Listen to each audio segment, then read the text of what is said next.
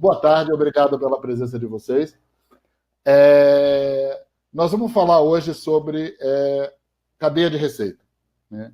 Cadeia de receita está relacionada com vendas, cadeia de receita está relacionada com como as empresas geram os seus fluxos de entrada de dinheiro para a organização. E isso é uma coisa importante, talvez a mais importante de todas. Sem entrada de receitas, nenhuma empresa sobrevive. E a gente vai falar sobre isso. A primeira coisa que vem à cabeça quando as pessoas falam em receita é vendas, né? Então, a primeira coisa que as pessoas falam quando... preciso aumentar minhas receitas. O que as pessoas imaginam? Força de vendas. A cadeia de receita, ou a forma pelas quais as empresas geram suas receitas, ela tem aspectos muito mais profundos do que somente a força de vendas. A força de vendas é importante, sim, a gente vai falar sobre isso daqui a pouco, mas a cadeia de receita envolve muito mais do que somente a força de vendas. Então, para a gente começar a conversa, quer dizer, aqueles que acham que as receitas da empresa vão melhorar simplesmente pelo fato de a gente fazer um treinamento com a força de vendas, isso pode não ser verdade. Então, cuidado quando a gente fala em aumentar as receitas, e cuidado quando a gente associa isso ou a competência, ou a treinamento, ou a motivação da força de vendas. É claro que isso é um componente importante, mas não é só isso. A gente costuma definir cadeia de receita como um jogo competitivo para o mercado. Isso é, nossa empresa compete no mercado e por isso ela tem que ganhar mercado e gerar ingressos a partir das vendas aos seus clientes no mercado.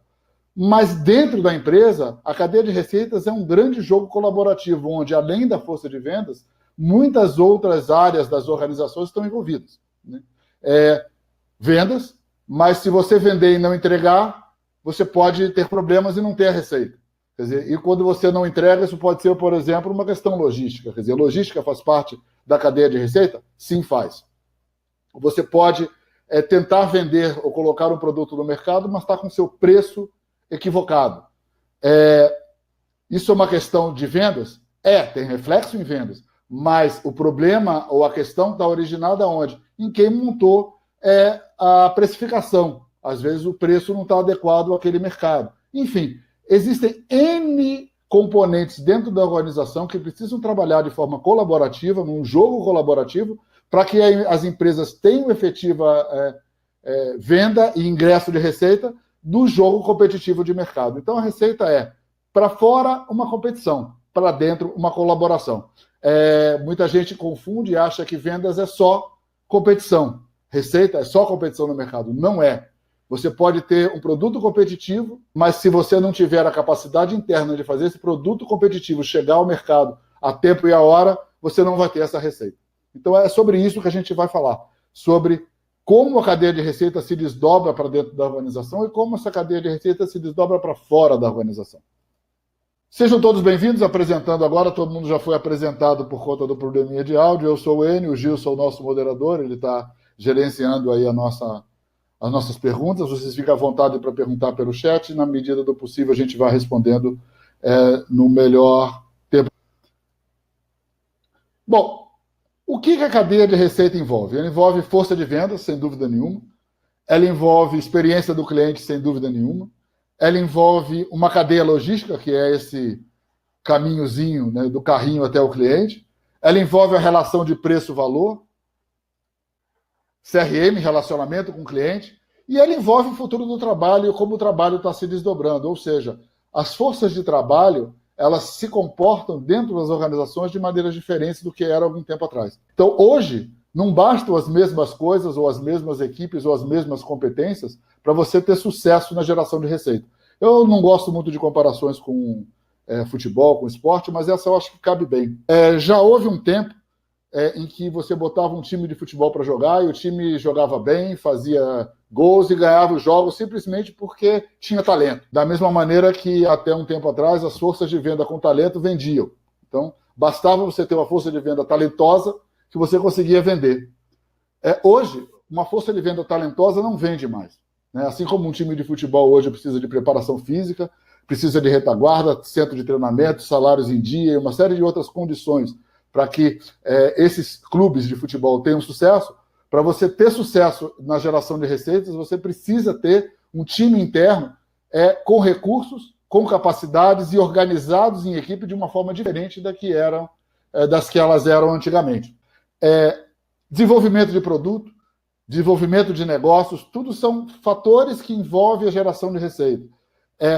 Organização ágil, os princípios Lean, quer dizer, a agilidade é importante. Quer dizer, a agilidade é aquela que surgiu lá no desenvolvimento de software. Hoje ela permeia as organizações para fazer com que elas sejam ágeis o suficiente para entregar produtos no preço certo, na hora certa, com a qualidade certa, do jeitinho que o cliente quer. Então, a agilidade é um ponto importante. Tudo isso leva a gente a colocar na mesa que um dos pontos para que a geração de receita exista de forma adequada, de forma eficaz, que as empresas sejam ágeis. E para as empresas serem ágeis, elas precisam do ciclo de funcionamento ou do ciclo de planejamento e execução muito bem alinhados. E a gente vai falar um pouco sobre isso, o que a organização ágil tem a ver com o ciclo de receita. Tudo. Né? Uma organização ágil tem a tendência ou a possibilidade de gerar ciclos de receita mais produtivos e mais eficazes. Mas o que a gente vai detalhar aqui, e a gente vai dar o maior foco aqui, é na nova equação de gestão. Quer dizer, a gente fala muito em cadeia de valor, empresas falam em cadeia de valor, já não é de hoje, mas o que eu queria colocar para vocês, até como um desafio, eu vou desligar minha câmera para não poluir o slide, é a nova equação. A nova equação da gestão, quer dizer, quem gerencia empresas hoje, você escuta falar nisso hoje, é receita. Como é que eu vou gerar receita? Como é que eu vou crescer? Como é que eu vou escalar? Como é que eu vou, enfim, ter receitas recorrentes? Como é que eu vou me manter ao longo do tempo? Então, a nova equação de gestão não é mais somente uma questão de cadeia de valor. Primeiro, como é que eu faço para ter o meu crescimento de receitas de forma sustentável, de forma recorrente e sustentável. E de forma recorrente e sustentável que eu possa escalar. O que é escalar? Aumentar o volume. Ou seja, não basta eu ter receita recorrente, não basta eu ter receita, mas eu preciso ter um caminho, uma estrada, que não é, como gosta de dizer o Gil, só asfaltar o caminho da vaca, né? Quer dizer, não basta fazer como eu fazia antes, melhorzinho, não é isso. Eu tenho uma estrada que me permita crescer de uma maneira sustentável, de uma maneira que eu possa continuar crescendo ao longo do tempo. Eu preciso ter uma forma em que, antigamente, ou há tempos atrás, se falava em fidelidade, em retenção de clientes, hoje se fala em receitas recorrentes, que é mais do que fidelidade, é mais do que retenção. A receita recorrente significa sucesso do seu cliente, o seu cliente está mais do que satisfeito com aquilo que comprou de você, mas ele tem que ter atendido aos objetivos dele, tem que ter tido sucesso com isso, sucesso de várias formas, sucesso na felicidade que ele queria, sucesso na viagem que ele fez, sucesso no produto que ele comprou, enfim, para que possa comprar de novo, ou seja, a receita recorrente é decorrente do sucesso que ele tenha com aquela aquisição, com aquela transação que ele fez, e mais do que isso, fazer com que tudo isso consiga crescer em escala maior. Né? Não basta você ter isso em escala pequena, porque escala pequena muitas vezes não é suficiente para você garantir a receita que você precisa. Então, a nova equação não é mais só dar valor ao cliente. Você tem que dar valor ao cliente de tal forma que você cresça de forma sustentada, construa uma estrada pavimentada e que percorra um caminho duradouro e longo. Você tem que ter receitas recorrentes que permitam você manter este caminho e, principalmente, precisa ter receitas em escala suficiente para que você consiga sobreviver e crescer dessa forma sustentável. Ok? Então, o que a gente vai conversar um pouquinho é como é que a gente faz isso, ou como é que as empresas estão olhando para isso e como é que as estruturas organizacionais estão se movimentando para atender essa equação de gestão, que não é mais somente a cadeia de valor. É a cadeia de valor para que atendam essas três variáveis que representam a nova equação de gestão. Para isso, né, existe a necessidade de você entender essa cadeia de valor e criar um ambiente de colaboração entre os intervenientes. Quer dizer, no fundo, o que acontece? A cadeia de valor é composta de departamentos. Eu coloquei o exemplo do B2B, mas o B2B2C, ou seja, business to consumer, se comporta da mesma maneira, e até o business to consumer se comporta da mesma maneira. Você tem uma série de componentes que provê valor, que vai desde um plano até venda, né? E todos esses componentes precisam trabalhar de uma forma alinhada e integrada. De forma que você ofereça, desde lá de compras até o seu cliente, o valor necessário para que você consiga ter a receita ou ter a venda que você precisa. A grande questão não basta mais isso. Não adianta mais você entregar valor se você não garantir a existência e integridade daquele trinômio da equação que eu falei, que é escala, receita e crescimento, né? Esses departamentos, esses componentes da cadeia de valor precisam trabalhar com cooperação, que é um desses componentes que eu coloquei aqui. A cooperação vai fazer com que esses componentes trabalhem em conjunto de tal maneira que o trinômio escala, receita e crescimento aconteça. Então, dessa forma, a primeira coisa que a gente precisa começar a observar é como é que as pessoas trabalham em equipe? Como é que essas pessoas estão trabalhando? Essas pessoas de todos esses departamentos ou áreas que são os componentes que provêm valor ao cliente, que precisam gerar valor, ter escala e gerar receita recorrente e gerar crescimento sustentado. O convite que eu faço é assim, envolvam o RH, né? O RH normalmente é considerado área de apoio, né? Assim como era o marketing há um tempo atrás. Né? Depois que o marketing passou a ser digital, marketing de conteúdo e etc., o marketing passou a fazer parte da cadeia de valor e não fazia antes. Antes o pessoal de marketing era área de apoio. Assim como o RH é considerado área de apoio até hoje, e não é mais. Por que não é mais? Porque as pessoas precisam aprender a trabalhar de novas formas, as pessoas precisam de novas competências, as pessoas precisam entender e usar ferramentas para que o trabalho colaborativo seja eficaz. Quem é que ajuda nisso? Quem é que sabe fazer isso? Quem é que foi preparado a vida toda para fazer isso? RH. Então, assim, o primeiro desafio que eu coloco se o pessoal de RH, embora eu tenha convidado, porque eu acho que pessoas de RH têm que fazer parte disso, né? Eu estimulo a vocês a convidarem essas pessoas a fazerem parte da mesa, se vocês querem que a cadeia de receitas funcione de uma maneira mais eficaz, porque ela depende de pessoas. E se essas pessoas não tiverem uma diretriz ou alguém que tome conta, que é o RH, provavelmente uma dose de risco de sucesso vai acontecer aí. Então, nesse momento, eu gostaria de deixar essa mensagem com todos. Vamos em frente. Um artigo que eu li outro dia, que falava de mudanças organizacionais e como é que as empresas tinham que trabalhar, enfim, face à questão de receita e face àquela equação de receita que eu coloquei, e me deparei com esse termo aqui, Chief Revenue Officer, né, o principal executivo de receitas.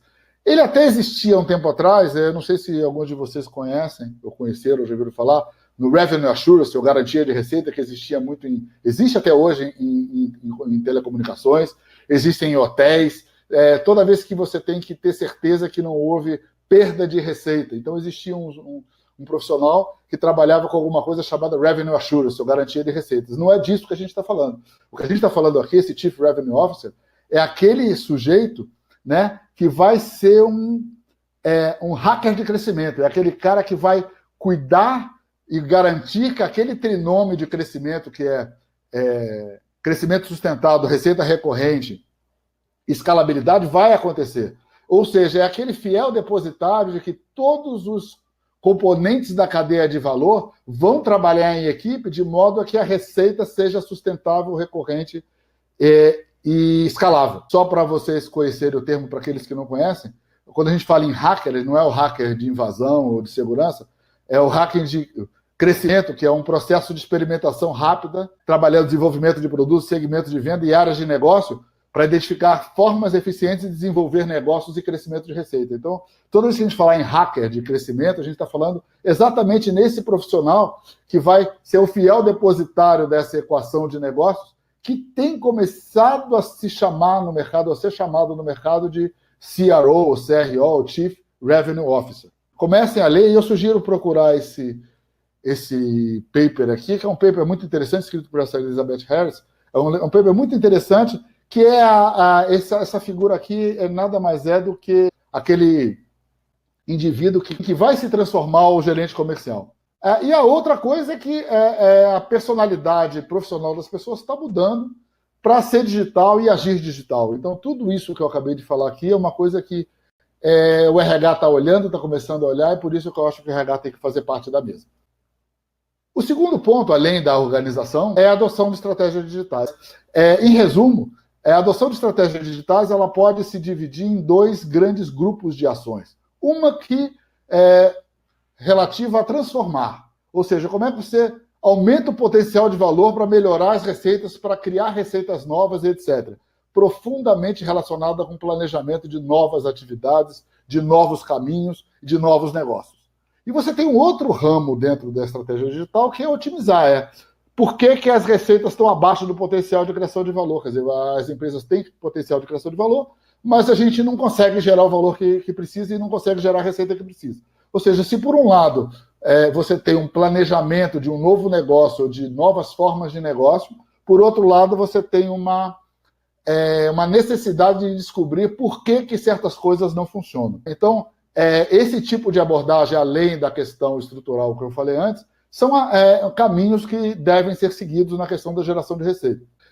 Quando a gente está falando da cadeia de receitas, a gente está falando em transformar a organização em algo que hoje é uma série de departamentos que tenta colocar produtos no mercado e vender da melhor maneira possível, com a melhor margem possível, que é a fase zero, onde você tem vários departamentos agindo de forma, muitas vezes, em paralelo, com atividades com sombra e tudo mais, em operações que visam retorno sobre investimento. Né? Ou seja, isso não é uma coisa que você faz de um dia para a noite. Né? São etapas e são fases que você vai seguindo, desde trabalhar funções que são separadas e distintas. Por exemplo, você tem uma área de logística que entrega, mas se preocupa pouco com a questão de vendas. Você tem uma área de vendas que não está nem aí para a logística, mas quer vender de qualquer jeito. Você tem uma área de produção que quer produzir, ocupar a fábrica, mas se aquilo vai vender ou não vai vender, não é bem importante. Enfim, e existem muitas empresas trabalhando nesse modelo ainda.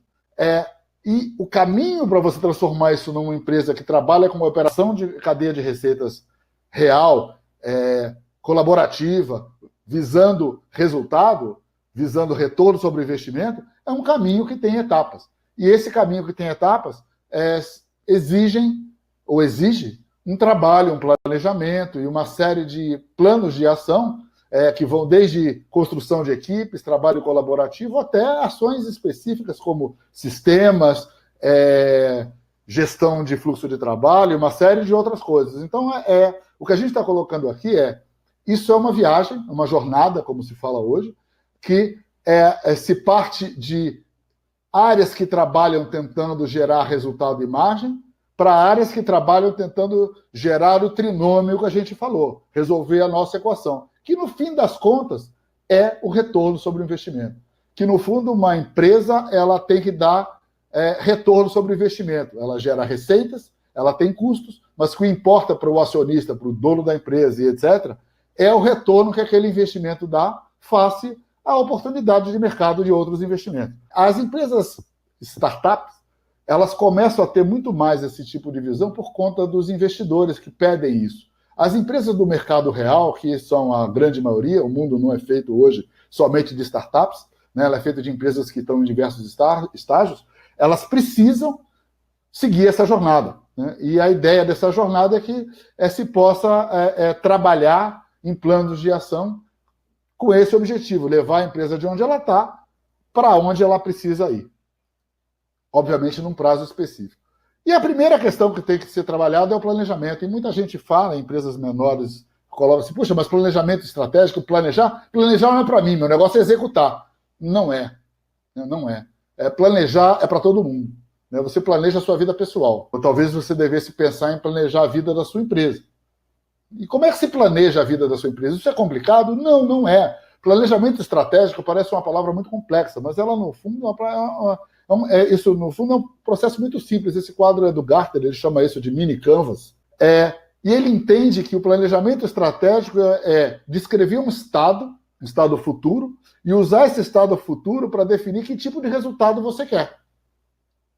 E daí fazer um plano de migração do estágio que você está para o estágio que você quer, que é o que eu mostrei no slide anterior, aquelas fases. Ou seja, para você sair de uma fase e chegar na outra, independente aonde ou qual a sua ambição, você precisa fazer um planejamento e entender onde é que você quer chegar.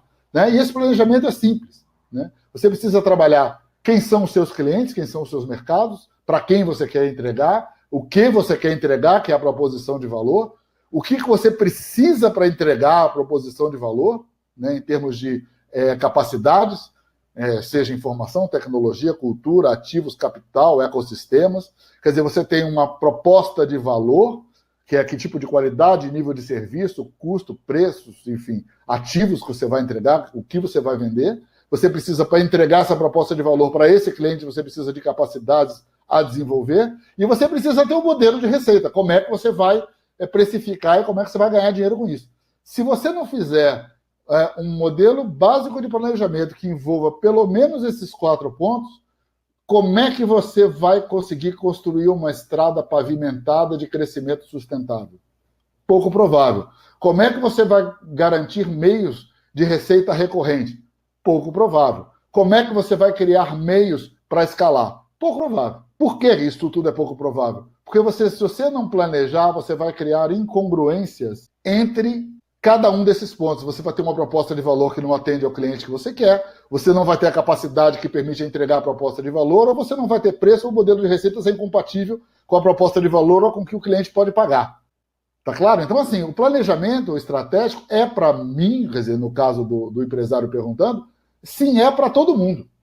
Né? Seja se você tem objetivos de transformar, seja se você tem objetivos de otimizar. Sendo que quando você transforma, você lida muito mais com o lado receita, e quando você otimiza, você lida muito mais com o lado custo.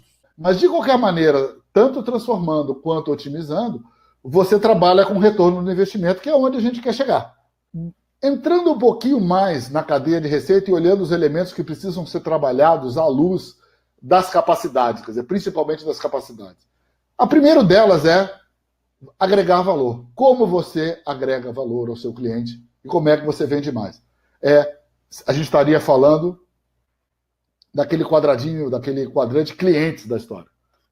Ora, se a gente não avaliar quem são as pessoas, ou seja, quem são as pessoas para as quais a gente vai vender, se a gente não avaliar quais são os pontos de contato e principalmente qual é a jornada desse cliente, como é que ele compra, dificilmente você pode criar um caminho de venda adequado, seja lá qual for a proposta de valor. Se você não entender qual é a jornada do cliente, você não vai conseguir, ou qual é a persona, você não vai conseguir criar um modelo de receitas ou modelo de remuneração para você, empresário ou executivo, etc., que vá atender tanto às suas necessidades quanto ao mercado onde o cliente se insere ou quanto ao que ele acha que deve pagar por aquilo que ele vai comprar. Logo, o primeiro elemento da cadeia de receita é agregar valor, e aqui tem vendas. Quer dizer, vendas está aqui dentro, CRM está aqui dentro, e aqui hoje a gente tem um desenvolvimento muito grande de ferramentas e de processos e inteligência artificial e uma série de coisas sendo trabalhadas dentro da questão cadeia de receitas. O segundo aspecto a ser trabalhado, e a ida ao mercado. A gente tem dentro das empresas diversos departamentos. A gente tem o departamento de produtos, departamento de vendas, área de vendas, finanças, a gente tem marketing. E cada um, como eu falei antes, trabalha dentro daquilo que acha que tem que trabalhar. Só que, na verdade, a gente tem que mudar esse caminho e começar a olhar papéis. Quais são os papéis? Os papéis agora são desenvolvimento de produto, são a própria gestão de vendas e desenvolvimento de negócios. E esses papéis cruzam-se com os departamentos. Isso acaba remetendo a gente de volta lá na organização. Quer dizer, a organização ela vai precisar olhar que papéis são realizados por múltiplos departamentos e essas pessoas precisam trabalhar em equipe. E esses papéis precisam existir e esses papéis precisam ser integrados para que a estrutura organizacional opere de acordo com aquele trinômio, né? Ou seja, desenvolvimento de produtos vai gerar alguma coisa que é negócio, que tem a ver com aquele mercado que a gente quer trabalhar e que vendas vai conseguir vender. Finanças tem que ter um resultado de vendas dentro de um modelo de remuneração que vai atender às necessidades de caixa e necessidades de receita da organização. Marketing vai precisar trabalhar a ida ao mercado de acordo com aquele produto para aquele cliente, e vendas você vai ter que vender de acordo com isso. Ou seja, não adianta vendas tentar vender dissociado de produto, dissociado de marketing, dissociado de finanças. E esses papéis são definidos por desenvolvimento de produto, desenvolvimento de negócio e gestão de vendas. Muita gente nesse ponto sempre fala o seguinte: mas uma empresa é mais simples do que isso, isso é muito complexo, eu vou ter uma estrutura organizacional complicada. Não, eu não estou falando de estrutura organizacional. Eu estou falando de papel e de função. A função produto, a função venda, a função marketing, a função finanças, ela existe. Ela, eventualmente, no extremo, ela pode ser até executada por uma pessoa só. Nesse caso, o que a gente está dizendo é que essa mesma pessoa vai ter que executar vários papéis dentro dessas 4 funções, que são desenvolvimento de produtos, gestão de vendas e desenvolvimento de negócio. Um outro ponto aqui, eu não sei se todos ouviram falar, o pessoal de logística já deve ter ouvido falar nisso, Sales and Operations Planning, né, muito comum na manufatura, isso é uma coisa que já tem bastante tempo que foi desenvolvido na manufatura. E na manufatura, isso era uma maneira de juntar pessoas para que o planejamento industrial e o planejamento da produção fosse compatível com uma demanda de vendas. Ou seja, o S&OP, que era alguma coisa ainda discreta, não era uma coisa integrada, nem tem a perspectiva da cadeia de receita que a gente está falando hoje, e dessa integração daquela equação que a gente está falando hoje, era o começo disso aqui. Então a gente pode perfeitamente voltar a essa questão do S&OP e trabalhar isso. Quer dizer, você tem que trabalhar a jornada do cliente, trabalhar a parte da integração departamental e os seus papéis, trabalhar planejamento de operações e vendas, né, que hoje tem um nome mais bacana com a questão das plataformas e a operação das empresas pelas plataformas. Hoje o nome disso é Development and Operations, né? É que você pega o S&OP, na verdade, ele é uma plataforma, né? E essa plataforma gerencia a demanda e o desenvolvimento e a produção. Então, por exemplo, se você pegar, todo mundo usa o Uber, eu vou usar também, quando você pegou o Radiotáxi, que era uma plataforma de telefone, e transformou essa plataforma do telefone numa plataforma de aplicativo, o que você mudou? Você mudou que uma plataforma telefônica, para você conseguir gerenciar a demanda, era muito difícil, principalmente em termos históricos, principalmente se essa demanda aumentava ou diminuía, o que era necessário para coletar informações e ajustar essa demanda para que a entrega fosse compatível com a demanda, era muito complicado. Por isso que o antigo radiotáxi tinha problemas de atendimento muito graves. Hoje, qual é a grande vantagem do Uber? Pronto atendimento. Mas como é que o Uber se programa com isso? Porque ele tem uma plataforma que não só provê a entrega, mas como também prevê a demanda. Ou seja, ele consegue administrar a demanda com oferta, mudar a plataforma, mudar as condições de entrega, que nada mais é, dentro de uma indústria, o S&OP. Então, ou seja, o planejamento de vendas e operações é o que é hoje o DevOps, o Development Operations, que no fundo é uma coisa só, o conceito é o mesmo, né? Que você prevê demanda, planeja a venda, planeja a operação, faz uma análise preparatória, faz uma análise executiva e joga isso no ar. No caso das plataformas, isso é feito tudo pelo próprio aplicativo e tudo hoje até por inteligência artificial e machine learning. Dentro das organizações industriais, dentro do modo real e dentro da manufatura, hoje isso ainda requer que as pessoas trabalhem, que as pessoas se reúnam, que as pessoas operem isso daí. Mas, no fundo, tanto uma coisa quanto a outra tem a ver, é elemento da cadeia de receita que tem a ver com aquela equação de crescimento sustentável, receita recorrente e escalabilidade. Quanto melhor isso aqui funciona, mais escalável é o teu modelo. Finalmente, o elemento importante da cadeia de receita é a logística. Muita gente acha que a logística não tem nada a ver com isso, tem tudo a ver com isso. Se a logística não for ágil, se a logística não estiver inserida, se ela não estiver com as capacidades dela administradas e com sistemas integrados, o fluxo logístico não vai atender a eventual demanda necessária. E com isso o sistema rompe e a receita não se realiza. Então não adianta vendas vender quando a receita não se realiza por falta de entrega. Isso acontece aqui e não é pouco, e ainda acontece bastante. Então, o operador logístico está dentro desse ambiente, ele tem que ser cuidado. Então, quando a gente falou lá no início do Chief Revenue Officer, O Chief Revenue Officer, na verdade, ele não é um departamento de receitas. Muita gente acha que tem que criar um departamento com organograma, com secretária, não é isso. O Chief Revenue Officer é um papel de gestão, um papel executivo que tem como objetivo olhar para essas coisas e garantir que essas coisas trabalhem de forma sincronizada. Ele precisa e tem que ter como pares aquilo que a gente falou no início, o RH, ele tem que ter como pares cada um desses papéis que a gente citou aqui ao longo do caminho, inclusive logística. Para que a gente consiga pegar esse modelo todo e transformar ele em realidade, não adianta você pegar isso e jogar dentro da organização, porque não vai funcionar. Primeiro porque as organizações, como eu disse antes, o mundo real não é composto de startups. Startups tem bastante, mas ainda é a minoria. Você tem um monte de empresas da economia ativa que precisam se modificar e que precisam ter esse tipo de trabalho executado dentro delas. E como é que você faz isso? Vai lá e muda tudo, tira todo mundo, troca as pessoas e faz... Não é assim. Para que a gente consiga fazer isso, a gente consiga descobrir o que impede esse resultado e o que impede as organizações de fazerem as coisas de outra forma hoje. E estabelecer um plano de ação para que possa, ao longo do tempo, sair da fase 0 que eu mostrei lá atrás para a fase 3 de hoje. Sendo em qualquer grau de fase 3, lembra, a gente não precisa sair do péssimo para o ótimo, a gente pode sair do mais ou menos para o melhor, depois a gente sai do melhor para um pouco melhor. Enfim, melhoria contínua existe. Quer dizer, nada daquilo que se aprendeu no passado morreu aqui. Né? Isso não é... Eu diria assim, fala muito em economia quântica, mas a economia quântica não se faz milagre. Você não sai do estado 0 para o estado 3, você não dá salto quântico dentro de uma gestão de uma empresa que existe.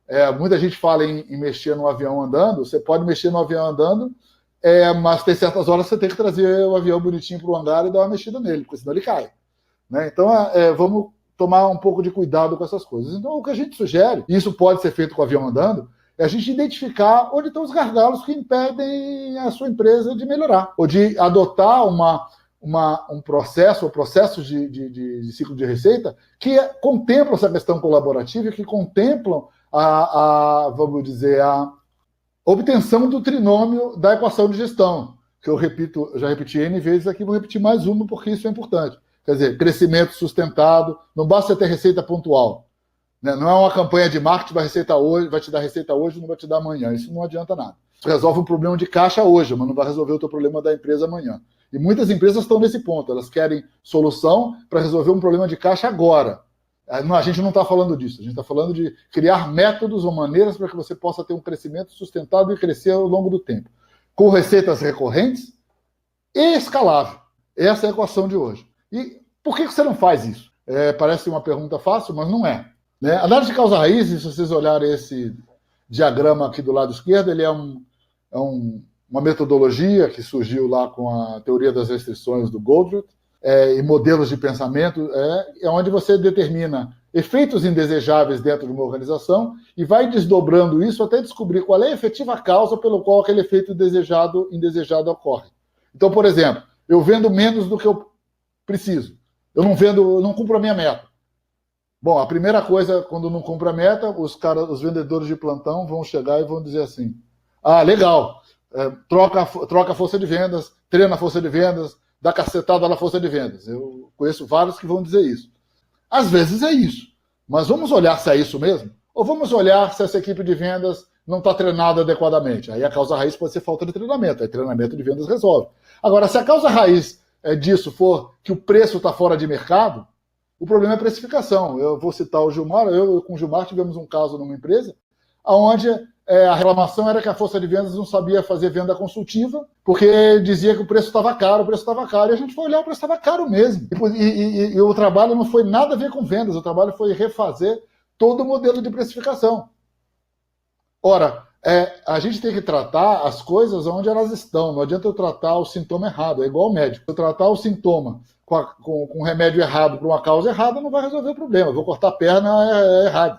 Né? Então, a análise de causa-raiz, que é baseado em metodologias e baseado em critérios bastante interessantes, que também pode ser usado a questão dos 5 porquês, eu não sei se vocês conhecem, tem a espinha de peixe, aquela análise do Ishikawa, então várias maneiras de fazer isso.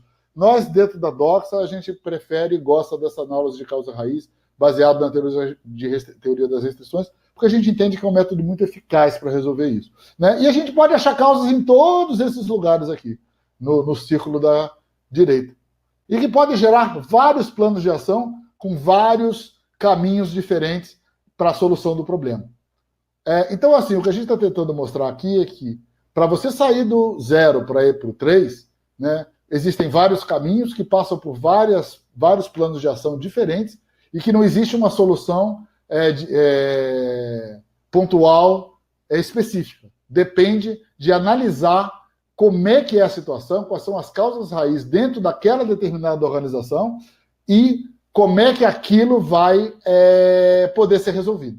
Então, trabalhamos com 3 aspectos nesse webinar, nós estamos no terço final dele. Trabalhamos com equação de receita, que é crescimento sustentado, receita recorrente e escalabilidade. Falamos que isso requer uma transformação organizacional, porque as empresas precisam trabalhar em equipe com esse foco. Né? Falamos no papel lá do Chief Revenue Officer, que é o fiel depositário dessa equação, e que é um catalisador, ou pode ser um catalisador nessa transformação, e que isso não é um departamento, isso é um papel, né? Um papel importante, um novo papel que está sendo olhado. Né?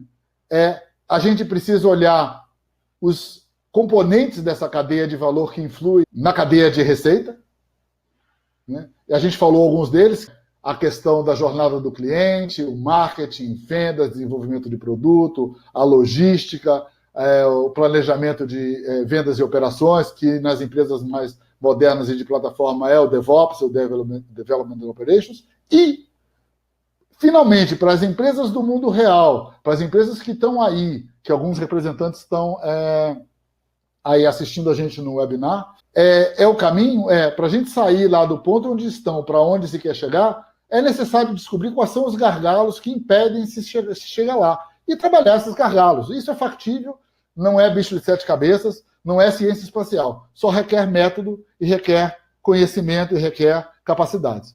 Vamos falar um pouquinho da Doxa, e aqui eu aproveito para lançar o que a gente chama de Doxa Experience, que é a nossa maneira de nos relacionarmos com o mercado, com experiência, com trabalho próximo, com trabalho colaborativo junto aos nossos clientes. A gente oferece, dentro desse ambiente de colaboração e de solução de problemas, a gente oferece uma série de produtos e pacotes prontos de solução para a cadeia de receita, que podem passar por estratégia de vendas e sucesso ao cliente, trabalha na parte de supply chain e de logística, trabalha na parte de processos que pode envolver TI e gestão de compliance e risco, e trabalha com vendas, na parte de automação, na parte de treinamento e etc. E trabalha no modelo, na parte de modelagem logística dentro aqui da cadeia de suprimentos. Tudo isso dentro de um modelo colaborativo, dentro de uma organização ágil, que permite a nós da Doxa, né, a oferecer uma abordagem que se encaixa dentro da necessidade das organizações de um modo geral, pequenas, médias ou grandes, onde você tem uma fase de entendimento e análise, né, justamente onde a gente vai fazer a análise de causa-raiz para descobrir quais são os gargalos a serem trabalhados. A partir desses gargalos, a gente estabelecer planos de ação para endereçar esses gargalos e resolver, ajudar e apoiar as empresas a executar esse plano de ação, quer dizer, você vai análise de causa-raiz, plano de ação que endereça aquelas causas-raiz, ajudar as empresas a executar os projetos que endereçam os planos de ação e, finalmente, ajudar os executivos da empresa com mentoria para que aquilo que foi implementado realmente funcione. Que muitas vezes você faz determinadas coisas e as coisas não funcionam depois porque simplesmente a mudança necessária não foi estabelecida. Né? E se a mudança não foi estabelecida, não foi implementada, nada funciona. Aqui, essa mentoria e esse trabalho de sedimentação, nada mais é do que a gente chama até hoje de change management, é a gestão de mudança. Só que a gente chama a gestão de mudança de mentoria. E como é que é a linha do tempo disso aqui? A linha do tempo disso aqui, ela é lean, ela não espera uma fase acabar para começar outra. Ela começa com uma fase, à medida que a gente já vai tendo noções ou gargalos apontados, a gente começa a trabalhar no plano de ação, ou seja, muita coisa de imediata pode ser realizada, ou seja, a empresa já começa a ter resultados no segundo mês, é o que a gente chama de quick wins, porque a implementação, a partir do plano de ação, também começa dentro do segundo mês, né?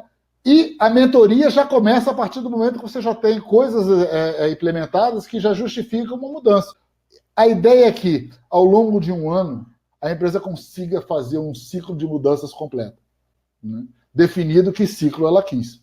Ok? E a Doxa oferece serviços que a gente chama de colaborativos e, entre aspas, filling the needs, ou seja, atendendo as necessidades. A gente tenta se adequar aos quick wins ao próprio modelo de receita das empresas para que elas consigam oferir benefícios dentro do próprio trabalho. Com isso, o próprio resultado do trabalho consegue, ao longo do tempo, pagar a sua execução. De novo, quem tiver mais curiosidade de conhecer como é que a Doxa trabalha, basta consultar o site. Dentro do item lá de mídia e conteúdo tem uma série de vídeos que fala da consultoria na nuvem e na consultoria colaborativa, que é a forma pela qual a Doxa trabalha. A Doxa Experience, então, é esse modelo de trabalhar, é essa forma que a Doxa se apresenta ao mercado, esses webinars contínuos. A gente vai, a partir de agora, ter webinars contínuos em várias linhas de negócio, para atender diversas perspectivas, e a gente entende, gostaria até de deixar isso como mensagem para todos que estão presentes aqui. Uma empresa, ela não é composta de departamentos, né?